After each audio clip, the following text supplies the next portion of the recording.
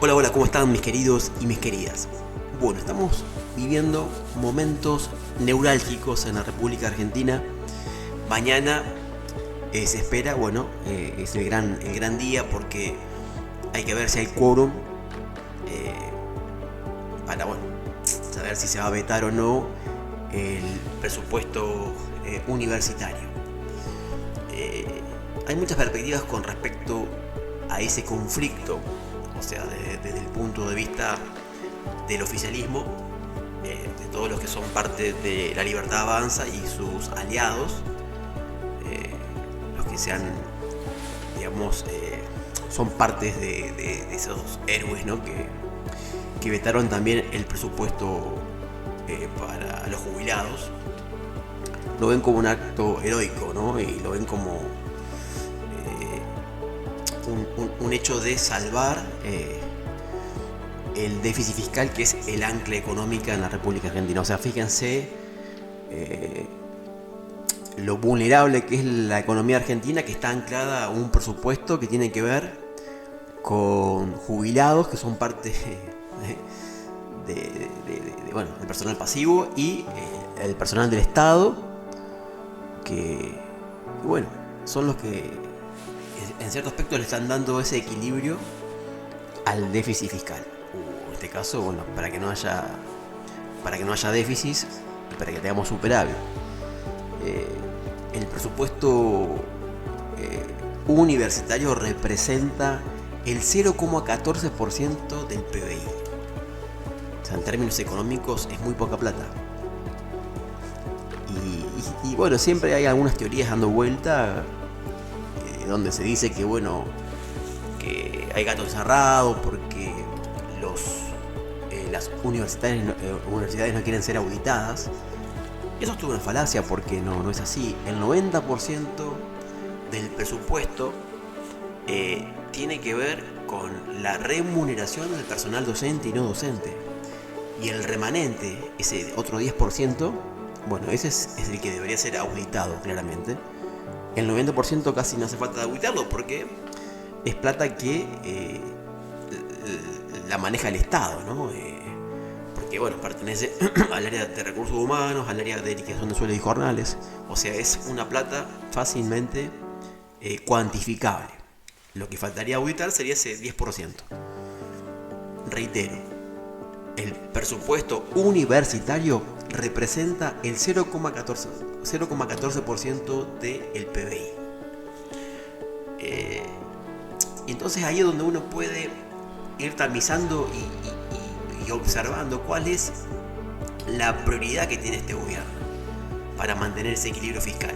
Como lo dije en otros videos, es una cuestión política, claramente, porque querer ajustar el gasto corriente que tiene que ver con la educación, que tiene que ver con la salud, que tiene que ver con el personal pasivo, los jubilados, y con el personal del Estado, es ir por el chiquitaje, básicamente. Una embestida directa con los mismos postulados de un libertario, cuando ellos decían claramente que no se venía a quitar derechos. Es más, como lo expresé en el video anterior, uno de los principios libertarios es mantener los derechos, no anular derechos, sino mantener los derechos, es más, brindar más derechos a los ciudadanos. Y quitarle el salario al jubilado y permitir que un jubilado perciba una remuneración por debajo de la inflación y que tenga un salario de indigente, bueno, es ir en contra de ese postulado, como también va en contra del postulado de pagar salarios de hambre al personal que tiene la responsabilidad de educar, de capacitar y de construir capital humano. Entonces hay tanta contradicción porque el relato, como siempre digo, lo que él hacía alarde y hacía proselitismo era ajustar a la casta. Y cuando se trata de casta, se trata, por ejemplo, de una medida que él tomó en contraposición a su relato, a su postulado, que fue reducir la alícuota a las 10.000 personas más ricas de la República Argentina, con lo que refiere a bienes personales. Se le redujo esa alícuota a 10.000 personas con respecto a bienes personales. Eso representaba el 0,7% del PBI. O sea, fíjense, si había alguna intencionalidad política de no tocar a la gente de bien, a la gente trabajadora, y tocar la casta, podría haber tocado tranquilamente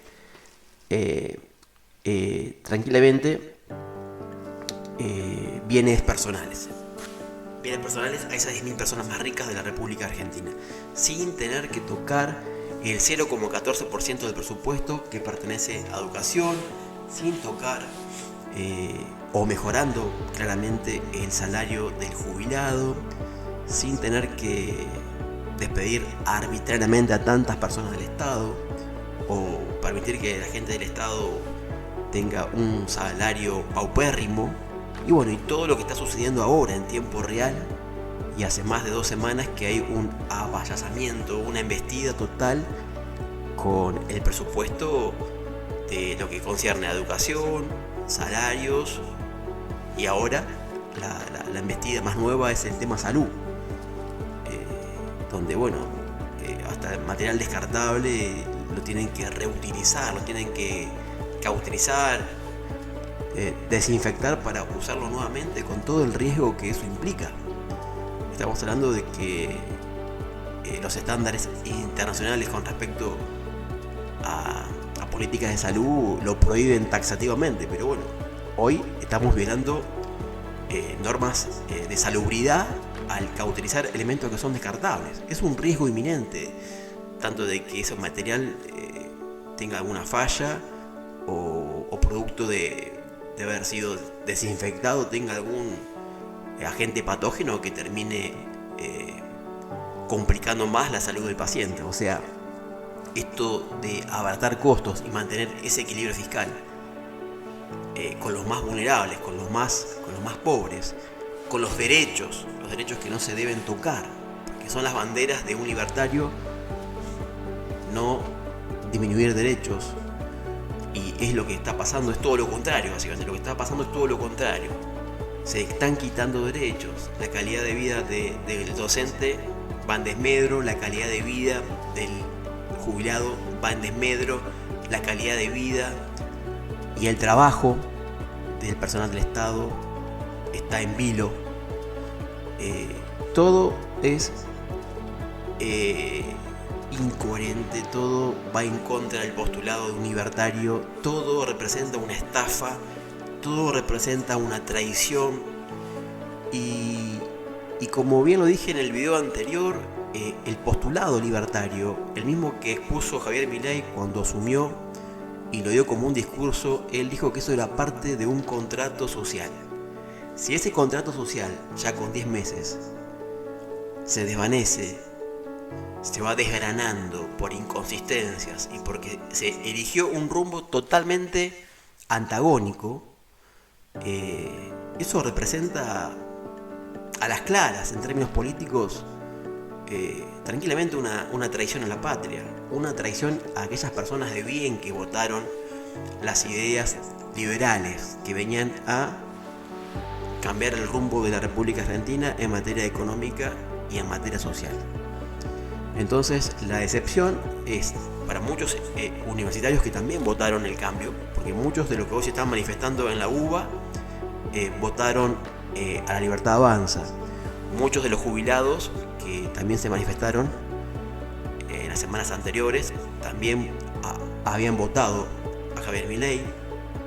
Y bueno, y sin ir más lejos, también muchos médicos, enfermeros, mucha gente de toda la periferia que también tienen que viajar en colectivo, en trenes, que hoy son vulnerados porque el boleto se encareció demasiado y les es totalmente difícil poder pagarlo. Se sienten totalmente decepcionados porque nada de lo que dijo está cumpliendo. con respecto al transporte público, él lo dijo claramente en un montón de medios de comunicación que no se preocupara la gente porque si bien él iba a sacar el subsidio, también iba a quitar de manera paralela impuestos y que eso de manera fáctica iba a representar en definitiva que el boleto salga menos, porque es más la carga impositiva que el subsidio. Y que va a quitar los impuestos para que el boleto sea mucho más accesible y que iba a dar también subsidios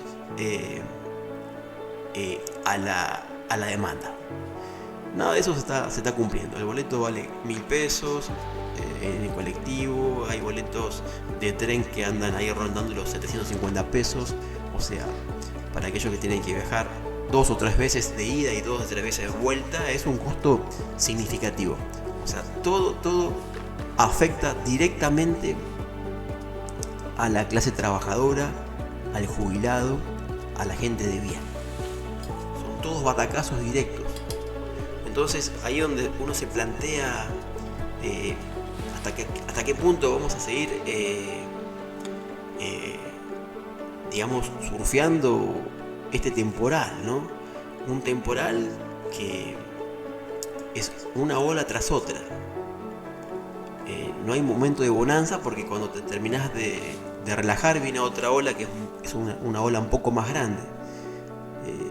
Todos de alguna manera están siendo perjudicados y me asombra en sobremanera que hay muchas personas que todavía siguen pensando que esto está bien porque vivimos más de 10 años de kirchnerismo y zaraza. Bajo ningún punto de vista yo voy a estar de acuerdo con los hechos de corrupción y con los desmanejos. Por eso siempre digo, a río revuelto ganancia de pescadores, porque esta es la gran excusa para todo este ajuste. También lo hizo Macri cuando ajustó, utilizó la misma argumentación, diciendo que bueno, que el kirchnerismo, zaraza, y bueno, y nos endeudamos por medio del mismo personaje que hoy es nuestro ministro de Economía, Caputo, nos endeudó de una manera arbitraria inconstitucional, porque eso tenía que haber sido tratado en el Senado y lo hizo a espaldas al pueblo. Nos endeudó a espaldas al pueblo. O sea, el pueblo no se enteró de que Argentina había recibido un préstamo de 45.000 millones de dólares. Una deuda más o menos, para que lo podamos cuantificar en tiempo y en años, por 100 años. Por 100 años. Estamos endeudados por 100 años. O sea, nosotros y nuestra posteridad. O sea que eso representa un acto de arbitrariedad totalmente inconstitucional. Hoy está pasando algo parecido. Se toman medidas a espalda del pueblo, se gobierna con decretos de necesidad y urgencia. El poder legislativo está pintado porque el ejecutivo veta y después la cámara baja y la cámara alta terminan negociando porque el ejecutivo tiene el poder de coerción, tiene el poder de negociación, tiene la plata, tiene la virome, y termina haciendo lo que Javier Milei antes pregonaba como que eso son medidas que toma la casta, ¿no? Y él está haciendo exactamente lo mismo. Hoy en el programa de Feynman, un estudiante universitario de la UBA se lo plantea y Feynman es como que le refuta diciendo, pero si tiene pruebas, ¿no? Si este estudiante tiene pruebas de que realmente Javier Milei estaba valijeando a los funcionarios, a los diputados, para lograr sus objetivos. Realmente no tenemos pruebas fácticas de hechos de corrupción y de coima, pero un argumento sólido como el que tenían estos 5 diputados que se dieron vuelta con el presupuesto jubilatorio, con una argumentación totalmente sólida. Si ustedes lo pudieron escuchar a cada uno de ellos, argumentaban coherentemente el por qué no al veto y de repente en menos de 48 horas cambiaron su visión del presupuesto y su visión de los jubilados con respecto al sueldo. O sea, cambiaron radicalmente su posición estos 5 diputados que son del radicalismo. 2 más 2 es 4, no hace falta ser muy analista para darnos cuenta de que ahí pasó algo, ¿no? Algo raro.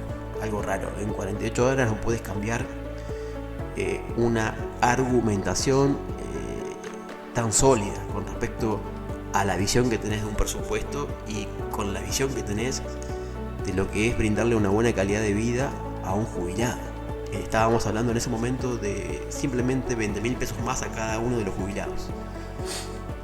Pero bueno, se vetó el presupuesto y hoy el jubilado con el salario, la mínima de un jubilado con el bono, más o menos constituye más o menos 325.000 pesos, 330.000 pesos más o menos. O sea, por debajo de la línea de la pobreza y cerca de la indigencia. Así que bueno, esta es la realidad. Los diputados son maleables, ¿no? Son volubles, aparentemente. Pueden cambiar de manera intempestiva.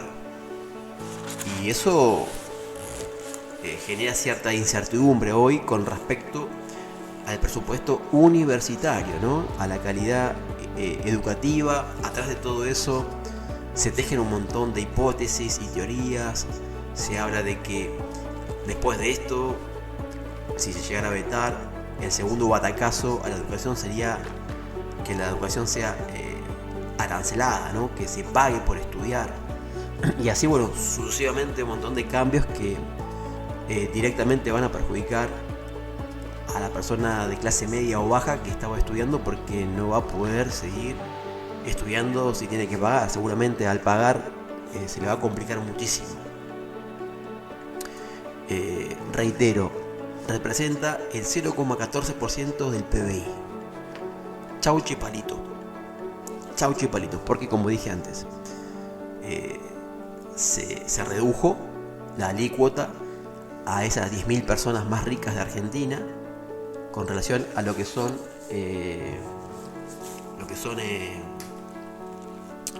bienes personales. O sea, le bajaste la alícuota al impuesto de bienes personales a 10.000 personas, pero no tenés consideración por un jubilado. Por eso digo, son decisiones políticas. Son decisiones políticas, claramente. El gobierno vira hacia un lugar, hacia un rumbo, y lejos está del postulado de lo que es un libertario. Muchas veces hay una visión sesgada con respecto al liberalismo y tiene justamente que ver con esto, porque cuando hay una posibilidad histórica de que gobierne realmente un liberal, termina siendo esto, una cosa híbrida que no es ni liberal y tampoco es radical, no es peronista, es una mezcla de inconsistencias, incoherencias que nada tienen que ver con la doctrina liberal ni libertaria. Y ahí es donde, bueno, se le da mala prensa a un liberal. Y siempre se habla mal de un liberal. Y habla mal de un liberal también un peronista, porque el peronista saca las banderas de la redistribución de las riquezas. Bueno, un montón de banderas que tienen que ver con la lucha social, la justicia social, claramente. Y bueno, y es como que el liberalismo va en contra de todo eso. Y en realidad el liberalismo tiene otra manera de abordar esas realidades. Pero lo que está haciendo Javier Milei no tiene nada que ver con el liberalismo. Obviamente menos tiene que ver con el peronismo. Y tiene más bien que ver con una política dictatorial que escapa realmente de lo que es una república y un Estado de Derecho. Un Estado de Derecho no es, porque un Estado de Derecho tiene que respetar los poderes, claramente. La independencia de poderes, en este caso poder ejecutivo, poder legislativo y poder judicial. hoy vemos una conexión, una cohesión entre esos tres poderes, donde el Ejecutivo articula todo, donde el Ejecutivo termina traccionando siempre a favor de sus proyectos y de su idea de gobierno, que extrañamente se contrapone a su propio postulado, a su propio pacto social. Va en contramano del pacto social que él pregonaba en la campaña política y en el propio discurso que dio cuando asumió como presidente. La historia lo va a condenar, claramente la historia va a condenar todas las medidas que está tomando este presidente, que demuestran un grado de insensibilidad con los estudiantes, con la salud, con médicos, enfermeros, con los profesores, con los maestros, con el personal auxiliar de la educación, con todo el personal del Estado, bueno, con las fuerzas de policía, porque también la policía tiene salarios de hambre. Realmente es una embestida para todos. Muy pocos son los beneficiados. Hay un sector minúsculo que realmente está haciendo mucho dinero y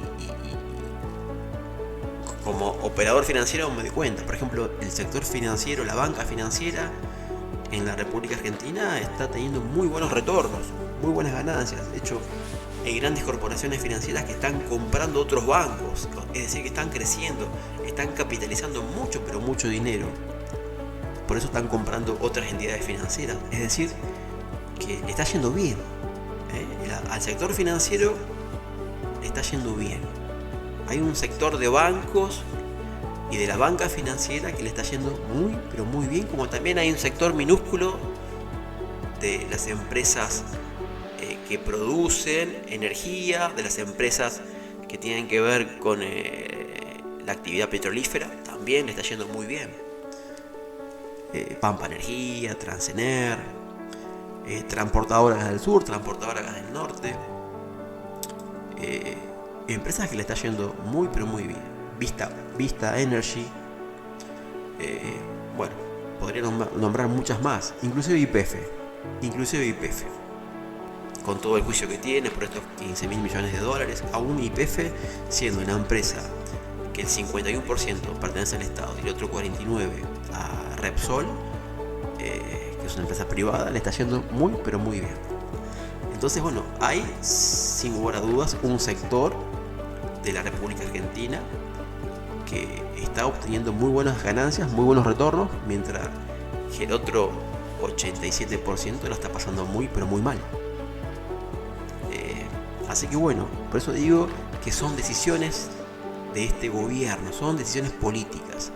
El equilibrio fiscal, que es el ancla económica de la República Argentina, según Javier Milei, básicamente tenés que cambiarle el nombre, es decir, que el ancla es la cabeza del jubilado, la cabeza del empleado público, la cabeza de un maestro, la cabeza de un docente y la cabeza del estudiante, junto con la salud pública.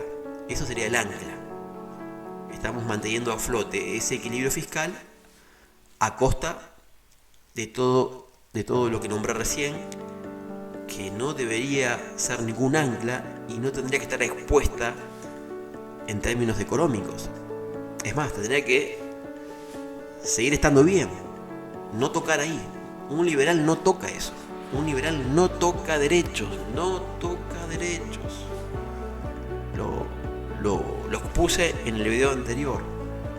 Los puse en el video anterior. Y es claro, es muy claro.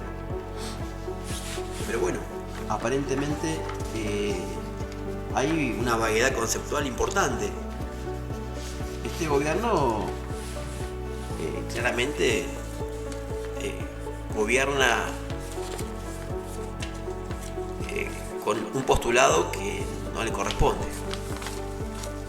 No es un gobierno libertario, bajo ningún punto de vista. Pero bueno, hoy está gobernando y está haciendo mucho daño. Está causando mucho dolor y muchas personas se están viendo muy afectadas. Así que hay una nota que es de La Nación Más y quiero que la veamos porque ahí podemos ver a un joven que defiende realmente a la educación pública y es increpado básicamente por Eduardo Feynman, que siempre estaba viendo ahí otros videos de Feynman antiguos, ¿no? Hace 10 años atrás o 8 años, y siempre hace lo mismo, siempre va en contra del reclamo que pueda exigir el estudiante universitario con respecto a estas políticas, ¿no? Es como que él siempre va en contra de eso. Y también ahí el pelado Treuc también hoy lo vi, también increpando a una alumna y diciendo que su papá también fue universitario, que fue docente y que murió en la pobreza, y como justificando de que el docente tiene que morir en la pobreza porque su papá también fue docente y murió en la pobreza, y justificando el contexto, ¿no? Siendo un séquito de las medidas que está tomando este gobierno, ¿vale? El pelado Treuc realmente se caracterizó y brilló bastante, tuvo su momento de fama y de éxito cuando salía como notero con las cámaras y el micrófono a entrevistar a la gente que dormía en la calle y comía, comía de la basura o estaba ahí deambulando en los tachos, sacando para reciclar cartón y vidrio, y entrevistaba a esa gente, ¿no? Y los exponía para demostrar la crisis económica que se estaba viviendo en el gobierno de Alberto Fernández. Ese fue su momento de mayor éxito. Él trabajaba en ese momento en América 24, pero antes él había sido también periodista en Crónica TV. Y Crónica TV sabemos claramente que es bastante amarillista. Ese es el tipo de periodismo que hacía el pelado Treuc, y que en cierto aspecto se transformó como en un periodista que estaba del lado del pueblo, porque demostrar que el gobierno le da la espalda al ciudadano, en cierto aspecto le da la categoría de ser un reportero o un periodista que está del lado del pueblo. Así que ese básicamente era el packaging que él tenía. Hoy ya no es eso, hoy es una persona que defiende a capa y espada a Javier Milei. No lo veo agarrando una cámara y un micrófono y yendo a hablar con la gente que está comiendo de la basura, ni tampoco a la cantidad de personas que duermen en cajeros automáticos, en las plazas, en las calles. No veo que esté mostrando esa realidad. No la muestra, no habla de eso y trata de evitar esa realidad. La evita constantemente. Y es realmente repugnante que no solamente que no habla de eso, que es una realidad que nos compete a todos, que cualquier ciudadano de a pie, que deambula, que es transportado por un colectivo, por el tren, lo ve, lo puede observar, se choca cotidianamente con esa realidad. Esa realidad nos embiste a cada uno de nosotros. Podemos observar esa realidad. Podemos observar que día a día se va debilitando el tejido social, que día a día hay más gente cartoneando, pidiendo plata, durmiendo en la calle, comiendo basura. Entonces eso es una señal de que las cosas no están bien. 2 más 2 es 4. Ahí es donde el periodismo debería. El periodista está para ser totalmente objetivo y mostrar la realidad. Eso es parte del periodismo. Si vos ya como periodista te transformás básicamente en un portavoz, como es lo que está haciendo el pelado Treuc o Eduardo Feynman o Majul, o los otros que son los opositores, que eran los lameculo de Cristina, como Navarro, el uruguayo, ahora no me acuerdo el nombre del uruguayo, pero otro también obsecuente del gobierno kirchnerista. Y todos ellos, ¿no? El gato silvestre, es lo mismo. Acá estamos hablando de de séquitos, del kirchnerismo, del kirchnerato, bueno, ahora de Kicillof, porque parece que la gente del Destape defiende a Kicillof y le pega a Cristina. Claro, porque ahora La Plata la tiene Kicillof. Cuando La Plata la tenía Cristina, Navarro le chupaba el culo a Cristina. Ahora, como Cristina no le pone un mango, Navarro no defiende a Cristina y le da con un caño a Cristina, pero defiende la caja y la guita que seguramente le da Kicillof como es gobernador de la provincia. Pero por eso digo, acá estos periodistas nada hacen gratis. O sea, lamentablemente ahí tiene razón Javier Milei, que son ensobrados. Y es verdad, son ensobrados, pero él mismo, Javier Milei, también está ensobrando hoy a un grupo minúsculo de periodistas. Y ese grupo minúsculo de periodistas conforman, como dije antes, al Pelado Tribú, a Majul, a Viale que es del otro canal, que es de Canal 13.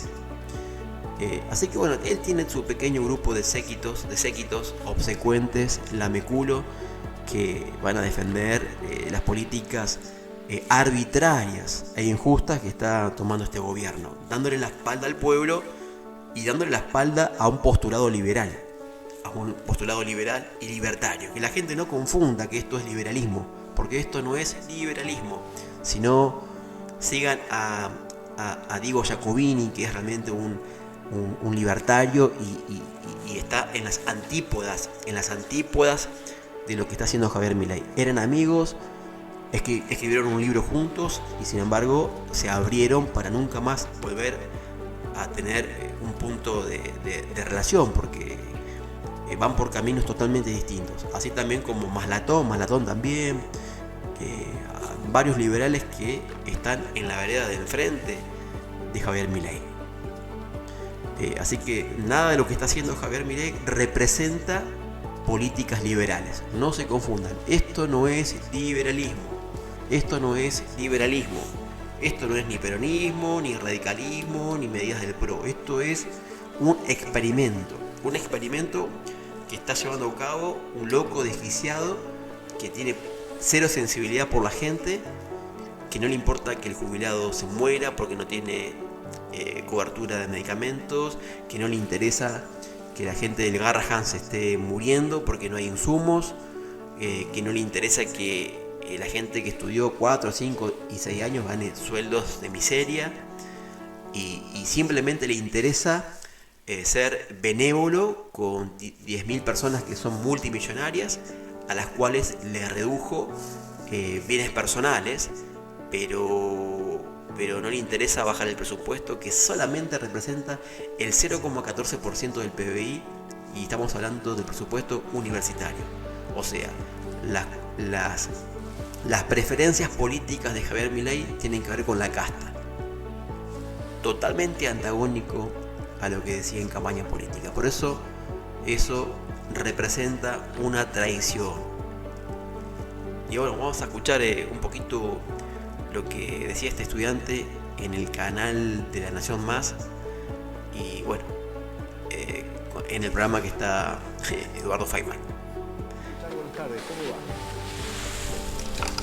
¿Qué tal, Eduardo? Buenas tardes. Bueno, aquí estamos en la Facultad de Filosofía y Letras de la calle Puan, con la calle Puan cortada. Recordemos que en la asamblea que hicieron ayer a las 6 de la tarde se votó una toma por 48 horas.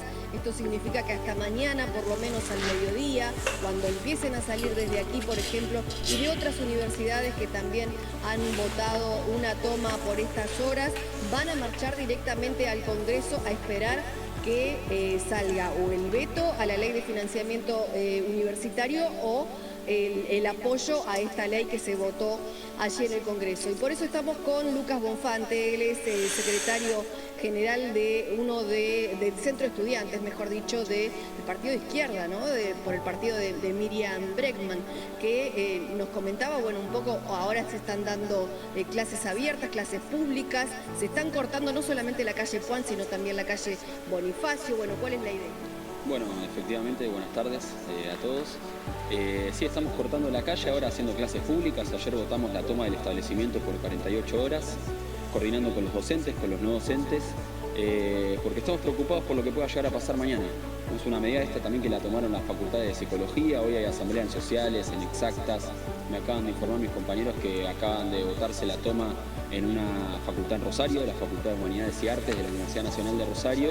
Y bueno, esto se va a extender en distintas partes del país porque nos preocupa mucho lo que pueda llegar a pasar mañana en el Congreso, donde ya quedó demostrado que hay algunos diputados que un día votan una cosa, pero otro día, por arte de magia, no se sabe por qué, votan otra, como pasó con las jubilaciones. Así que no depositamos ningún tipo de confianza en lo que pueda llegar a pasar mañana y vamos a movilizarnos de forma masiva al Congreso. Luca, ¿qué tal? Buenas tardes, Feynman te habla. Igualmente, mañana se decide democráticamente en el Congreso. ¿A favor del veto o en contra del veto? Sí, eso democrático habría que verlo, ¿no? Porque yo me acuerdo Milei el año pasado que hablaba de la casta, ¿no? Y la casta y las valijas. Yo no sé si eso es muy democrático, ¿no? Eso de andar valijeando diputados para que voten una cosa, yo creo que tiene más que ver con los métodos de la casta de los que hablaba Javier Milei el año pasado. Perdón, Luca, yo creo que democrático es lo que se expresó el 2 de octubre pasado. Me interesa mucho en las calles. Me interesa mucho este punto de la valija. ¿Tenés alguna prueba? ¿Tenés algo concreto de un valijeo? Contame. Son los rumores que se han dado vueltos, si no estaría bueno que nos expliquen los... No, pero eso los... ¿Tenés alguna prueba? La prueba está en los votos. La prueba está en los votos. Sino que me puedan explicar los diputados que un día votan una cosa, ¿por qué al otro día votan otra sin justificarlo frente a la sociedad? Eso también es antidemocrático. Eduardo, eso rompe también en la regla del contrato electoral. Claro, el contrato electoral es importante en la democracia. Luca, los diputados lo que dicen es, nosotros vamos a seguir respetando el equilibrio fiscal. Entonces votan en ese sentido. No, eso lo del equilibrio fiscal es una bomba de humo, Eduardo. Esto ya es hora que se empieza a tirar abajo esa farsa. Sí, porque si realmente importase el equilibrio fiscal, este gobierno volvería a subir la alícuota que le bajó a las 10.000 personas más ricas de este país bajando bienes personales. Eso implica el 0,7% del PBI. La ley de presupuesto universitario solo implica el 0,14%. Entonces está claro que el equilibrio fiscal no le importa a este gobierno. Lo que le importa es atacar la educación pública, atacar la salud pública, como está haciendo con el Hospital Bonaparte, que dicho sea de paso, le mandamos acá un fuerte apoyo a los trabajadores del Hospital Bonaparte, a los trabajadores del Hospital Garrahan, y a los más ricos, bueno, ayuda a la PEPA, Marco Galperín puede tributar en Uruguay, total no pasa nada, ¿no? Te cuento una cosa. La gente se cansó. Te cuento una cosa del Hospital Bonaparte, porque claro, quizás vos estás ahí en la calle, en la clase pública y no lo sabés, pero el Bonaparte no se cierra, el Bonaparte no pierde ningún tipo de sus Me acabo de enterar. capacidades. Gracias a la lucha de los trabajadores. No, es falso, porque el gobierno nunca iba a cerrar el Bonaparte, nunca. Mira, habían informado otra cosa, pero No, lo habían informado. es una gran noticia que no se cierre. Me alegro que me la transmita vos la noticia y celebrémosla juntos. No se cierra alguna parte, me alegra celebrarla con vos. Luca, ¿qué van a hacer si mañana el gobierno logra mantener el veto? Si consigue el número necesario para mantener el veto. ¿Qué van a hacer los estudiantes de las distintas facultades? Si el gobierno logra, a través de la tranza con la casta y las valijas, mantener el veto presidencial a la ley de presupuesto universitario, acciones como la que estás viendo ahora, cortando la calle de forma masiva y tomando la facultad, se van a replicar, no solo acá en la ciudad de Buenos Aires, sino en todo el país. Y ese es un mensaje que tiene que tener en cuenta el gobierno, porque está despertando un sujeto que estaba dormido hace bastante tiempo, que es el movimiento estudiantil. Entonces, así como estamos cortando la calle ahora, vamos a seguir haciéndolo, vamos a seguir tomando las facultades, vamos a seguir coordinando con los sectores que la están peleando, como los docentes, como los trabajadores en lucha. Así que el gobierno se va a tener que preparar para eso, y también los diputados, que algunos del PRO incluso dan clases en universidades nacionales. Habría que preguntarle a esos diputados cómo van a hacer para dar la cara frente a las aulas después de semejante traición. Por eso acá votamos declararlos personas no gratas. No, eso lo harán otros. No. A ver, Eduardo, vos sabés mejor que yo, la figura de personalidad no grata es una figura legislativa. Nosotros somos estudiantes que votamos democráticamente declarar personas no gratas, es un término en latín, a todos esos diputados. Así que en esta facultad, por lo menos, lo votó la Asamblea, esos diputados que votan en contra del presupuesto universitario son declarados personas no gratas. Escuchame una cosa, Luca, ¿y por qué joder a los vecinos de la zona, no? Cortando la calle. Muchos vecinos vienen a apoyarnos, Edu, ¿no? Si vienen acá nos dan comida. Mirá vos qué bien. Pero claro, yo hablaba con una señora más temprano, me acercó unas galletitas de agua. Increíble. Yo tenía mucha hambre, porque bueno, tuve que dormir en el piso acá. Y te Nos comiste dan mate unas cocido. Me comí unas criollitas con la señora y la comunidad que se está armando acá es fabulosa. Son las que me gustan a mí. Frente a tanto individualismo que pregona el Estado, acá los estudiantes estamos coordinando con los vecinos. Vamos a hacer una olla a la noche, a la cual estás más que invitado a que pases acá. Nosotros le compartimos comida a todo el mundo. Así que se está gestando algo muy bonito acá, ¿no? Coordinación es lo que genera la lucha, la coordinación y la solidaridad. Luca, vi tu Twitter, creo que es tu Twitter, me parece, tu perfil de Twitter, y tenés la bandera apoyando a Hamas. Así que te gusta mucho Hamas y Hezbollah. Me gusta igual como cambiamos de tema, pero esta me la banco, así que la voy a responder. La bandera que tengo en mi perfil de Twitter es la bandera de Palestina. Y me alegra que lo menciones, porque este año tuvo una particularidad a nivel internacional. Nosotros estudiamos acá, bueno, yo estudio historia, ¿no? Ya me estoy por recibir. Historia. Y estudiamos los fenómenos del movimiento estudiantil. Okay. Sí, y estudiamos los fenómenos del movimiento estudiantil a lo largo del mundo. El movimiento estudiantil que se despertó a nivel internacional en defensa de la causa palestina nos hermana absolutamente. Nosotros estamos en contra del genocidio que está perpetuando el Estado de Israel contra el pueblo palestino y por eso apoyamos... Espera. ¿Estás de acuerdo con el movimiento 100%. norteamericano que escupía y perseguía e insultaba a los judíos en las facultades? ¿Estás de acuerdo con eso? No, eso vos tenés que saber, Eduardo, que muchos de esos estudiantes son judíos que dicen no en mi nombre. Muchos de esos estudiantes incluso son perseguidos, estudiantes judíos estamos hablando, son perseguidos por defender la causa palestina y por no querer que se justifique un genocidio en su nombre. Así que estamos totalmente hermanados con los estudiantes de Estados Unidos, con los estudiantes de Francia, con los estudiantes de Inglaterra, que tomaron esa facultad y es el despertar del movimiento estudiantil a nivel internacional y bueno, lamentablemente capaz le pase eso a Milei acá. ¿Cómo podés apoyar que un movimiento terrorista como Hamas o Hezbollah tengan de rehén a un pueblo? Por ejemplo, Hamas tiene de rehén al pueblo palestino. ¿Cómo puedes apoyar eso? Si ellos también Yo no comparto ni la estrategia ni la política de Hamas, Eduardo. Bueno. Interesante, ¿no? Ahí bueno, se estaba un poco desvirtuando la entrevista porque bueno, comenzaron a hablar un poquito del conflicto de Israel con Palestina. Es un debate medio complicado, medio gris, medio polarizado, porque yo creo que nadie está a favor de los grupos terroristas. O sea, nadie con sentido común va a estar a favor del terrorismo bajo ningún punto de vista. Lo que pasa que también con las banderas de ser una nación o ser un estado o ser un país democrático también se violan derechos, ¿no? Eso es claro, lo estamos viendo con la guerra de Rusia y Ucrania, donde se están matando deliberadamente, tanto de ambos bandos, a civiles que no tienen nada que ver con el conflicto, que son rehenes de una guerra totalmente arbitraria. Y lo mismo pasa con este conflicto palestino-israel, donde estos grupos terroristas, el Hezbollah